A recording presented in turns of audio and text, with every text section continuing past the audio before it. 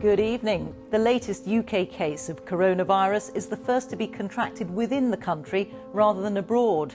The respiratory disease, which causes pneumonia-like symptoms, has infected almost 84,000 people in more than 50 countries. In the beginning of COVID-19 pandemic, a relatively new resident family to Boreham Wood, the husband got very, very ill right in the beginning. The Friday night, David took a sudden serious turn for the worse. Couldn't hold the kiddish cup, he couldn't stand up properly, was very weak, and he deteriorated from there. Just after lunchtime we got a phone call to say, you need to come to the hospital and say goodbye.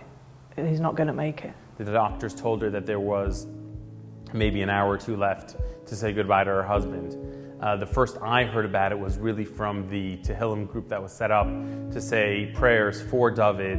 This one joined, that one joined immediately, very quickly, and it started turning over really, really fast. It sounded like it was spiraling downward very quickly with David. From what we were hearing, it was horrible news, it was terrible, not looking good. And at that moment, Leah made an oath to herself, and she verbalized it to her niece, that if David survives this, she was going to initiate a Sefer Torah project, writing a brand new Sefer Torah in merit of him surviving. I have no idea where it came from. It just was there, and I felt, I've got to say it now. Yeah, we've spoken about it, and once David's back to full strength, we're going to try and speak to Rabbi Hoch and see if we can get things moving.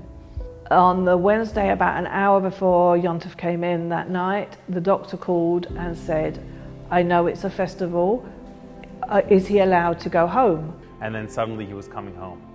I saw a car pull up, but we have a shared drive with next door, and I wasn't sure, and I didn't want to believe it was him until I saw his hand as he tried to get out the car, and I don't think I've ever rushed to the front door that fast. It was just the most amazing experience to have him home. I just couldn't quite believe it at first. I didn't even have the words to thank Hashem for being in that position to have him back with us. This is an enormous undertaking, especially for Leah, where she really didn't know where or how she would be able to organize the project. The financial commitment is immense, and she really had no idea how it was going to come to be. But in that moment, it just gives you an indication as to the severity of the situation. She knew and she felt that this was what she had to commit to. And it's unbelievable that there was one Jew laying in a hospital ward in Barnet, had touched the Jewish community all around the world, that this neshama, this David Ben Chaya, needed help and salvation. The doctor said, you probably don't recognize me, but I was the one who didn't give you any hope. The reason why Leah, Rebecca, and then after when they left the room, Simon came into the room after that. The reason why they were there was because they got the phone call to say that I was ready to, they were there to say goodbye to me. One thing that matzah can represent is the bread of faith.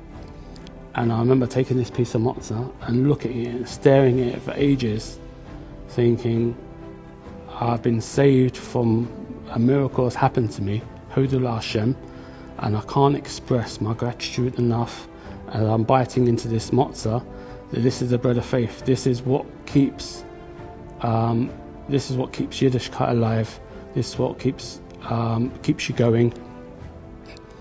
And you know, the power of prayer, what the power of prayer can achieve.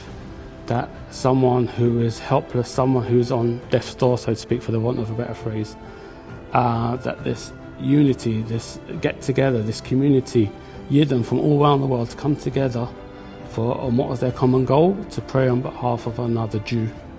They did know, or they didn't know, that they took their time, and that's so humbly, I can't put it into words, how humbling that is, that people took their time to do this on my behalf, and I can't express my gratitude enough for this.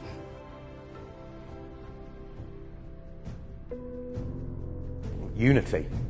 This is going to unify all of us within the community. Being able to have a positive focus during a really stressful or difficult time. It's a beacon of hope, and it's reminding us what it's all about. It's for everybody, it's not just for the Jewish Life Centre. To engage with something that's community-wide. This is not something you're making a mark in an event that's going on once a year. This is Please God forever. Everyone will get involved and everybody will have their place.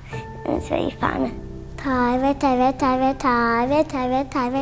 I think it's a great opportunity to connect people. Little Tyra, little Tyra. Now is our time to have that renewal. Blown away from that something of such great magnitude could develop from this.